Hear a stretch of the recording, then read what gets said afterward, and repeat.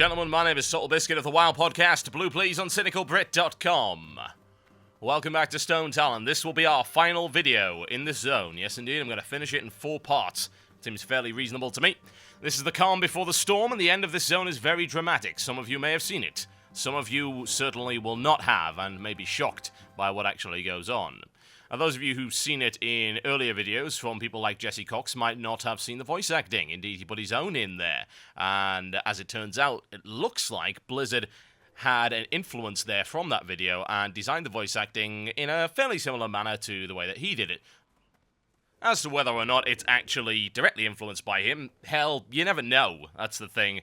Blizzard are often very veiled with their references. They're often going to put in something that seems like it might reference this, maybe, but you never know, especially when it comes to community members. Whatever the case, you'll get to see that at the end, and it is very nice indeed.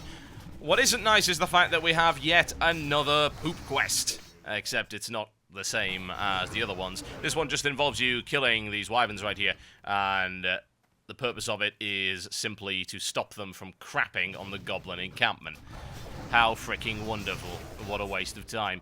What it will, however, give me a chance to show you is a new ability that I learned. I didn't actually bother getting the talent at the end of the 3rd video, which caused certain people with OCD to go crazy. To ensure that these OCD people continue to go crazy, I've deliberately left one mail unopened, as you will see in the top right hand of my screen. There, look at it. See? Unopened mail. Yep, unopened mail. Is it still there? Yeah, it's still there. There's still some unopened mail. And what I have gone and done is learn the Storm Strike ability. Storm Strike, as I later discover in this video, actually replaces Primal Strike. I'll discover this fairly quickly because it's on the same cooldown. What Storm Strike does is it hits with both weapons for 180% damage and then gives you a buff whereby certain elemental abilities gain a 25% chance to crit. In the case of the Enhancement Shaman, the one that we are using that is particularly relevant is Earth Shock. So what I'm going to be doing here is I'm going to be starting off with a Storm Strike, and then I'm going to go straight into an Earth Shock. Now before that, I was using Flame Shock, but the thing is, using Storm Strike and the combination of the damage you get from that plus an Earth Shock, which may or may not be a crit, it's pretty high chance, you do so much damage to the mobs that really having the ticking dot from Flame Shock isn't actually worth it anymore. I did mention it in either video 1 or 2, that this might end up being the case, and as it turns out, that's exactly what happens there. And Flame Shock's only going to take a couple of times there. Earth Shock hits for more initial damage. It does save you from a little bit of punishment as well. Not that that really matters when you're taking on these mobs. It matters when you've got an awful lot on you, but you should never really be in a situation where that's happening. Whatever the case, you're doing that big amount of damage with the Earth Shock following up the Storm Strike, and it does replace your Primal Strike ability. As far as I can tell, there's no reason to actually use Primal Strike at this point once you have Storm Strike. Kind of like Mangle for the Cat Druid instead of Claw. So I'm going to be swapping that around fairly soon. You'll also notice I'm not using totems at the moment simply because the stuff's dying too fast, but we do get an ability at level 30 which is going to encourage you to use totems again. Those of you who are Shaman will know exactly what I mean there. In this case, if you're not, well, you will discover it as we hit level 30. Level 30 is the intended time when you finish this zone, and even with my rested experience, it is when I finished it as well. Bear in mind, of course, that rested experience, as I am reminded, and thank you to the subscribers who did remind me of this, only actually expires on mob kills. It doesn't expire on quests, so it can actually go on for ages. You can see it's still there. Once we finally get to level 30, we will see the notch after I've finally killed enough mobs to make that go away. Right. Now, this quest right here involves discovering some scouts. You might have heard that infuriating cloaking noise all of the time. I was running through here, and I was actually wondering whether or not it was some phasing bug or something. No, it turns out there are actually invisible dudes. Now, as much as I would like it to be, say, sound-based, then you'd have to listen to where they were and how close the noise was and throw it. That's not actually the case. As we're going to turn around there, you'll see they sparkle. And you've got to use a bomb to reveal them. Now, this is odd, because I'm fairly sure they didn't sparkle before. And if they do sparkle, why are the guys in the camp having trouble finding them? I mean, those sparkles are pretty obvious, honestly. They're just these floating sparkly things in the middle of a very brown, desolate area. They do stand out, quite well, in fact. So, I don't know. I'm the only one that can see them through some kind of contrived magical power. You know, again, where are the goggles? Why aren't we using the infrared goggles again? Why am I using this bloody smoke bomb, more to the point? What is the purpose of this? We've already proved not once but twice that we can use these nice infrared goggles to actually see them. No problem at all. So, what, they just didn't get issued to this particular camp? Maybe there's just a limited number of those goggles available, regardless of the fact that they give them to every Tom, Dick, and Harry that hits level 25. Actually, come to think of it, try level frickin' 8 on the Lost Isles. Good lord. I don't know. I like pointing out these little things. They're not so much plot holes, they're just things that don't make all that much sense when you think about it. And yeah, a lot of it is stupid. I mean, there's an obvious gameplay mechanic reason why those things are shiny, but it's still funny to me to say, hey, it's observational comedy, ladies and gentlemen. Either that or it's me wasting your time. It's both. Let's go with that. It's both. We are level 30. I'm going to finish this quest before I head off to Orgrimmar. Don't worry, I'm not going to spend a massive amount of time flying through there. It's all going to be cut out. And we do learn a number of interesting abilities at level 30. There actually are some ones that I learned at level 28 that I didn't bother flying back for, such as Fire Nova. Not really using that, honestly. It is something you'll want to use in certain situations, but right now, this stuff dies so quickly, there's just no point. It's good, actually, the amount of damage you can do as a enhancement shaman. It's a good amount of fun. What the hell is that? Yeah, so this thing's actually marked red, which is really odd. But you can't attack it. I don't know why. It's an elite, and apparently it only has 300 or so HP, so it can't be that great, but... God. This zone does still have some weird bugs, and there is one that I'm going to point out towards the end that I'm very disappointed in terms of immersion breaking, and I do feel that that does need to be resolved. It does. I mean, there's a very powerful and poignant scene at the end, in fact, 2 of them, that are completely and totally ruined by the fact that they didn't introduce a proper phasing mechanic there. And I'll show you exactly what's going on once we get there, but... Again, it just indicates to me either a lack of testing or the fact that Blizzard just ignored the testing. I don't know which it is. There's no way for me to accurately tell, so I'm not going to accuse either of them. Okay, that's a lie. I'm going to accuse both of them. We'll grab the last Alliance Spy right here. Again, once again, opening up with the Storm Strike into the Earthshock, then a Lava Lash, and it's actually ticked off right here, but I did have it on before. You might have noticed that I'm using 2 different brands. I've got the Flame Tongue and I've got the Frost brand. Now, as you can see, if you actually look at the Flame Tongue weapon, then you will notice that Flame Tongue actually increases your Lava Lash damage by a fairly significant amount, if it's on your offhand. So right now, at this level, you're going to want your Frost brand on your main hand and your Flame Tongue on your offhand. And later on, you're looking for Wind Fury on your main hand, and then, once again, Flame Tongue on the offhand for enhancement, anyway. I say, this only applies to enhancement. But it looks so pretty, doesn't it? Oh, yes. Spinning little elements. Looks like I have trails following me. Some kind of enhancement superhero. It's a possibility. It's a heroic raptor. By the way, if you don't buy this color raptor, you're doing it wrong. I would actually go as far as to say that that is the official line on things. If you're buying any other coloured raptor at this level, then you are playing the game in a suboptimal manner, which is unacceptable, of course, especially at level 30.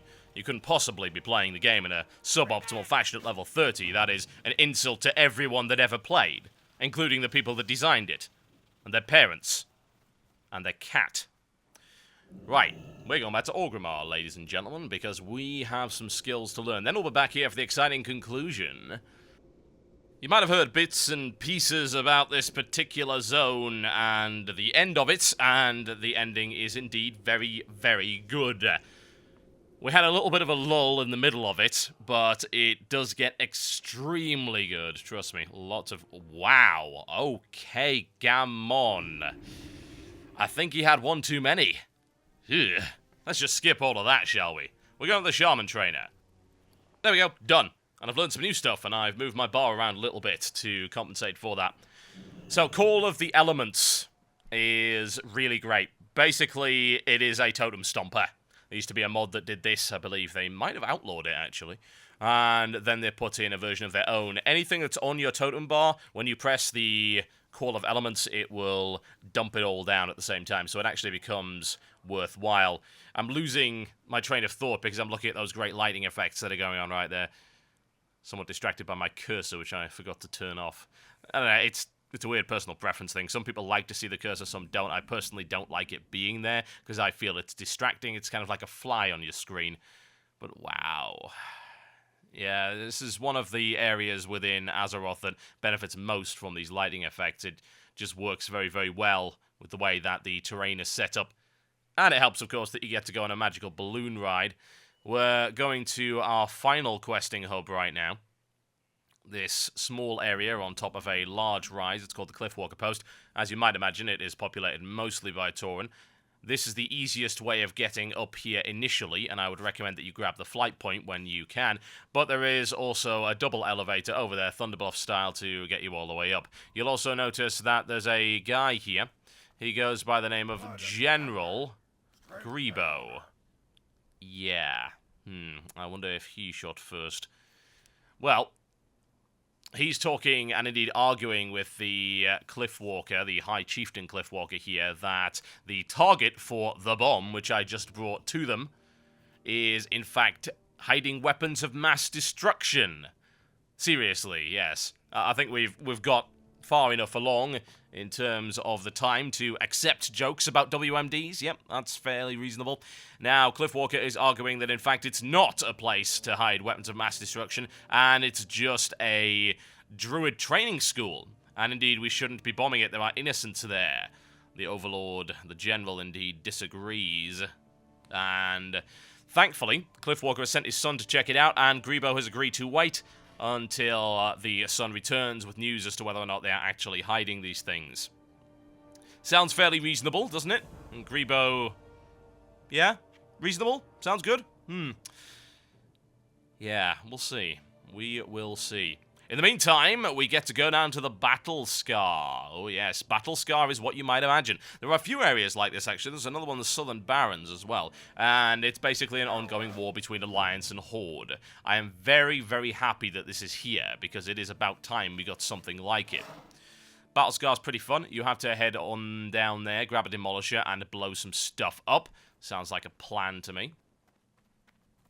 There you go. That's the Battle Scar down there. You see someone, that's a player with his Demolisher, and the Demolishers are down there. I would not exactly recommend jumping unless you're a mage, and you can blink, or you have some kind of slow fall style ability. I do not, so I'm going to be taking the elevator down there. This is, again, a nice vehicle section. It's not too long, it's not too contrived. Makes sense, and the mechanics behind it are very enjoyable. It's nice to see just how much they polished up vehicle battle segments. This is something that did not work out so well in Wrath. There were often some very poorly handled and poorly designed vehicle quests. In this case, they've got way, way better at it. It's actually very fun to drive this thing, and indeed you can actually have a friend along with you if you like, because it looks like maybe one. Yep, looks like there is a space in there. It's just your standard run-of-the-mill Demolisher with a couple of different abilities. You can hurl boulder, and you've also got a frontal ram. The hurl boulder and the ram will kill basically anything you shoot at. Got to hunt down some guys right here, and it's always nice as well if you got the daily quest from Overlord Cromgar again, then this counts towards it. Any Alliance soldiers do. Now I have to wonder if there are Alliance quests centered around this area, and whether or not we're actually going to be getting some PvP battles with war machines. If that's the case, then that'll be great, but I've seen absolutely no Alliance in this area at all. I might at some point try and do the Alliance quests in here. It is possible that it's one of those zones that just doesn't play well for Alliance, which would be very unfortunate. I wonder if the Southern Barrens is any better in that regard.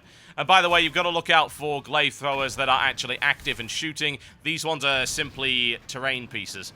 Also notice there are some crazy druids down there. If you watched my Stonetalon tour video, then you'll be aware of what's going on down there. As it happens, we don't really touch on it all that much in the questing.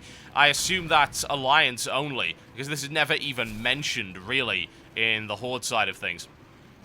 Okay, glaive thrower right up there. I think just ramming it sounds like a good idea. Just a little poke is all you need to collapse them. You'll also notice there are some of these War Ancients right here. They're pretty easy to kill. Just a couple of boulders and a ram will take them out. But you can aggro them very easily. They are not required in any way. But 3 boulders, or indeed 4 boulders, and of course a ram will do heavy damage to them. The boulders do about 3k. The ram does about 14,000, so it'll plow through pretty much anything. In fact, it's fun just to drive around just using the ram. Okay, we've got all 20 Alliance soldiers. We just need to get a couple more glaive throwers. Most of them will be found spawning up here. They don't seem to be in the main area of battle. They're playing it fairly defensively. Flatten them with the ram. Always enjoyable. There should be a couple of glaive throwers. There we go. There's one. That should do the trick. Just ram that and kill everything in the process. And one more. Now, I don't think you need to see me driving all the way back up there, but you notice there are caves and things around here. It's weird because we are reaching the end of the zone, and there seems like there's so much unexplored, and I have to wonder if most of that is actually Alliance, or whether or not they've just deliberately left it empty. Like the Charred Vale, for instance, we don't go in it at all. The Charred Vale is in Stonetalon, you remember that. The Sun Rock Retreat, we never visit it. So I assume all of that must now be the Alliance side of things. I'm intrigued to see what actually happens there. Right, let's skip forward, and we can go on to the next section of the quest right here. Quick hop, skip, and a jump back up to the top of the Cliff Walker post right here, and we can speak once again to the General. I'm very, very good at blowing things up. Thank you. Thank you very much. I think I'll take the shield. No point in having the staff. You know, I might be called upon to use it at some point. Now, Cliff Walker says we can find once and for all whether or not this is the case, and we should go and speak to his son, Orthus, who is in the Thaldarar Grove. As to where that is, it is really incredibly obvious. You do not need direction. You'll actually see it from the top. Just that big grove over there next to the battle scar. See the tree? You saw it in the corner? Right, it's just right down there. So I will warp you there very quickly, and we can see exactly what's going on. You don't really get too much of an impression here as to what's going on because you're not required to go further into the area. And there are a number of other places in Stonetalon that you simply aren't required to go if you're Horde. In this case, all we see are some crazed druids, and we don't know what's going on or why this is happening. We don't see any reason or rhyme for it, and you don't discover it either. What we will do, however, is head up to the top of this building, and it's all the way to the top. Once again, you've got this issue with World of Warcraft whereby they don't entirely give you vertical positioning all that well. That, and I'm also an idiot, and end up thinking, right, well, there's nothing else there. Don't notice the door, and then like, oh yeah, there's a door! I'm such a noob. Oh, and I can't even walk straight. I'd like to have an excuse for this, but really it's just me being an idiot. Right, out we go, and up we go once again, to the left. And then I realise, you know what? I've got Ghost Wolf. What am I doing? There we go. Much better. You can use this indoors now. It's very, very nice. And up and oh. Hi. Was I late? I was a bit late, wasn't I? Oh dear. Tad awkward. So yeah, Orthus is very, very dead. And in his hand, he, for some reason, has a Cromguard General's insignia. That's a little disturbing, isn't it? No signs of a struggle. Bloody drag marks lead in from the doorway. So in other words, they've been hidden here by the looks of it. Not good. So yeah, we have to head all the way back. And once again, I'll simply teleport you back up to the top. Now, this next bit, I have made an edit here.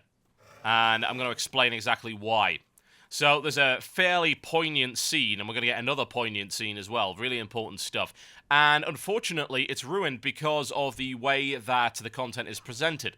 Now, you would expect on really important stuff like this to go into an individual phase whereby you can experience the whole scripted event yourself and not have weirdness, and certainly not have to repeat it. Doing that leaves a bad taste in one's mouth, and in this case, it's what I was forced to do because a player got there slightly beforehand, triggered the event. I didn't get the credit for it, because apparently the mob can be tapped, go figure. I thought they'd really eliminated a lot of that from the game, apparently not. And then I had to do it again, which actually was a pain in the ass. For once, and this is extremely rare for me in non-raid content, I was actually getting immersed into the environment and into the storyline. I was reading some quest text, and obviously the narration really helped, and the scripted events was really, really good, and that just broke it for me. It just shattered it entirely. So I'm not going to show you that. I will show you the second attempt on this, but I'll discuss this a little bit more, because this, you see, there's the troll right there that gets there slightly before me for this one. But yeah, it does affect the way that the story plays out, and it's very negative, honestly. There we go, so I've skipped that, and you can notice that there's a bunch of dead dudes right here. That looks quite like the General. who is about to respawn in the tent, because I've just triggered the event again. So we tell Cliffwalker that his son is dead, we show him the insignia, he is not happy at all, he calls the dude out. He's not exactly pleased, I don't really blame him considering, well, my son just got killed, and by the looks of it, this dude is to blame. For no apparent reason at all. So why don't you come out of your little wigwam over there and talk to us about it? Maybe smooth things over. Maybe have a cup of tea. It's not going to be tea, is it? This ain't going to be smooth, is it? Now, here's the thing. The general is obviously a PvPer. He's got the High Warlord's two-handed axe right there. It indicates that he's blatantly a PvPer. And PvPers are never reasonable. Absolutely not. You see, PvE players are the height of both manners and discipline. They're extremely rational individuals, and everything they say is pure nuggets of intellectual gold. Whereas PvPers are basically sewer rats, let's be honest. They carry the plague, and they're going to bite your ankles, and generally they are vermin. So you should never ever listen to what a PvPer has to say. Absolutely not. TotalBiscuit has now trolled 30% of his fanbase. How many will take it seriously? We will find out. So, this dude isn't happy. Hopefully you've been reading the stuff down there. Some people will complain, well, I can't concentrate. I'll turn the sound down then. Good lord. I remember the last time I talked over text for 10 minutes. I was like, well, you would have preferred that I just stood there, apparently. Well, the talking didn't really help, because we're getting into a right royal wumble right here. And to deal with this, it's not too hard to kill him. He's got a couple of abilities, but you don't have to pay attention to any of them whatsoever. So just mow him down. Have a little bit of fun with a fairly epic little fight here. Oh yes. I'm imbalanced. I'm an enhancement shaman. Nothing you can do or say will change that. And suddenly his henchmen disappear. In fear, one has to assume. And that is that. A little tragic, isn't it, really? This is indeed justice. She's still pretty damn unhappy about it. Okay, well, they're under threat of execution for that, so we're sent back to Overlord Cromgar to try and smooth things over. How well do you think that's going to work? No, you can be honest. How well do you actually think this is going to work? If you answered B, not very well at all, then you would be pretty much accurate in that assumption. However, since I'm a superficial kind of guy, I'm going to do this flight. Why? Because there's light. There's pretty lighting effects. What is it about lighting effects that make me so giddy? I don't know. I like lighting effects. I like games that have good lighting effects. That's really awesome. It really is. It's the kind of thing that you only saw in Machinima before. Hell, it's actually like an in-game ox glow. Some of you will get that reference. Most will not. Google is your friend. Flying back on a nice, short and straight path. You probably noticed, actually, that the flight paths are now much, much more sensible. It's true, they are. Why? Well, because there's no need to hide those unfinished areas anymore. You can actually have direct flight paths. It's wonderful. I remember in the old world, a flight path like that would have taken twice as long because it was looping round. It's like, well, you know what, I'd really like to see this tree and this rock. I would love it. I'm surprised you don't have a tour guide atop your Wind Rider. Needless to say, this is not going down all that well. You know, I can't help but feel a little bit guilty for the events that are about to transpire, even though I know that I have no choice in the matter. This is just Cromgar being unreasonable. It's like, I didn't say that at all. It's like, what? The Tauren are traitors to the Horde and are killing all of our dudes? This shall not stand. Like, I didn't say that. Oh, God. Dude's deaf. Anyway, we're going back, and I don't need to show you this flight. You want to hear something truly bizarre? The length of the flight back is 1 minute 10 seconds. The length of the flight to Cromgar is 43 seconds. I don't know why. It just is. I expect to hear some kind of contrivance any day now. Well, headwinds, guys. Headwinds, and the rocket's more aerodynamic. It moves faster. It would make sense, wouldn't it? But what? Why is there such a difference? Now, this bit right here. Spoilers, you don't get to see any of this, because this is actually the scripted event. The troll is ahead of me, so I'm cutting that completely so you can see everything. Like I say, I do not know why this isn't properly phased, and just given a personal phase. It would make perfect sense, wouldn't it? So, looks to me like Cromgar killed the wife of the High Chieftain, which is pretty frickin' grim. burnt the village, and now we're finally going to destroy the grove using this. Needless to say, I don't really have to do anything. You just gotta watch, and there's nothing you can do about it. As this battle comes to its glorious conclusion. You are about to cross a terrible threshold, Cromgar. May the Earth Mother have mercy on your soul.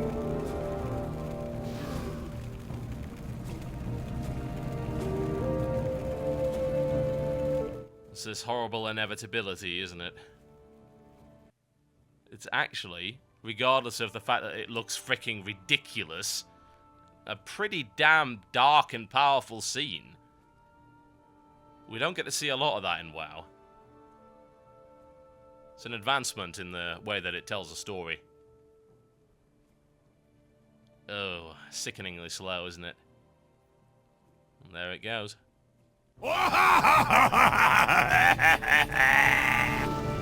Look upon the world, Cliffwalker, and see the might of the Horde! Yeah, we're pretty good at blowing things up, thanks to the goblins. What have you done, Cromgar?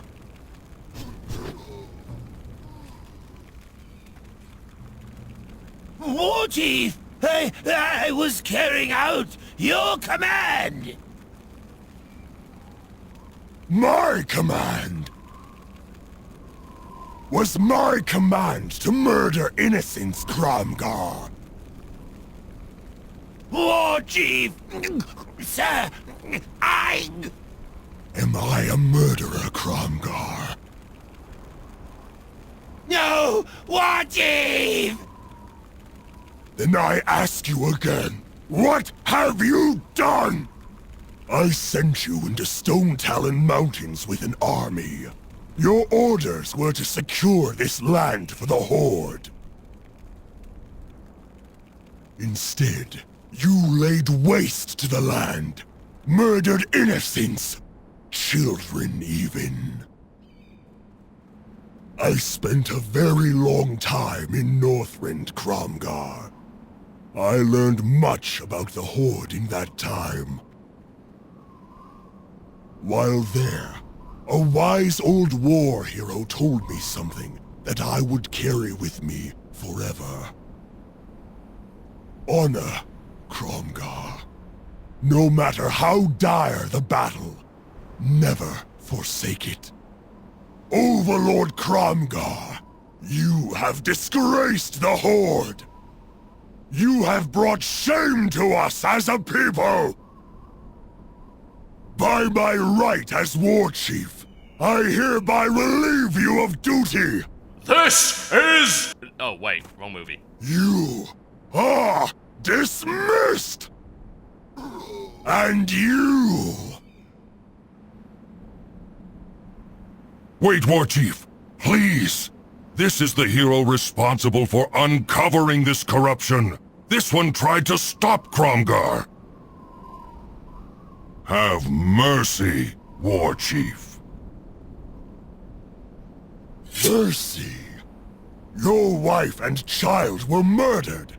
Your kin wiped out. Your home burned to the ground. Mercy. Chieftain, on this day, I learn from you. Cromgar's army is no more. Your rank no longer has meaning. If you wish to truly help the Horde, your considerable power could be used in Desolace or in the Southern Barrens. The choice is yours to make. Let honor guide you. Do not forget that Hellscream's eyes are always upon you. There you go, folks. I don't know about you, but I feel a bit better about Hellscream after that. He's ballsy. He's brutish. But he does have a sense of honor and pride, and you can't really knock that. A nice blue to end us. I think we'll grab a neck piece. Sounds like a plan to me. Now, do I have to complain a bit? I do. I do have to complain a little bit. So, like I said, I don't know why that wasn't a personal phase.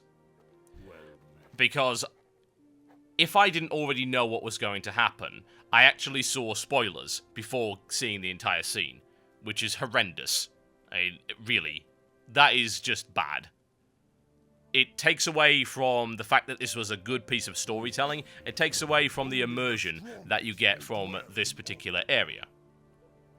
That is something that, honestly, should have been tested and should have been resolved before this even went live. The fact that it didn't is disturbing to me. This is not an area that I got to do during the beta. If I had, I would have reported that straight away. The fact that it hasn't been resolved is... yeah, it worries me, honestly. It really does, because I wonder how many more things like that are actually in Cataclysm that went either unreported or unresolved. We're now in a phase, as you might imagine, and that's going to be permanently destroyed, which, again, is a great use of phasing technology. It's just they didn't use the phase there to prevent me from seeing the part of that scene. I don't know why.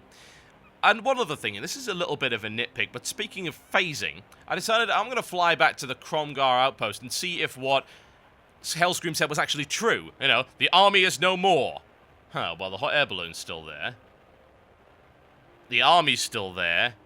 And Cromgar is still there. In fact, you can speak to him as if nothing actually happened. So why did we phase that and not this? Is it because of the daily quests? I would have thought you could move those to a different NPC, maybe? It just seems like a silly oversight. However, I suppose it's okay, folks. Because at the end of what I consider to be one of the best zones I've had the pleasure of going through so far, with some exceptions, of course. It wasn't perfect, but it was great. I get a Stylen hat. Now the question is, the choice was apparently mine as to which zone to go to. I defer that choice to you, ladies and gentlemen. Please either tell me to go to Desolus or to the Southern Barrens in the comments section below. Your choice will determine which area I decide to do next. My name's been TotalBiscuit. That was Stonetalon. I'll see you next time.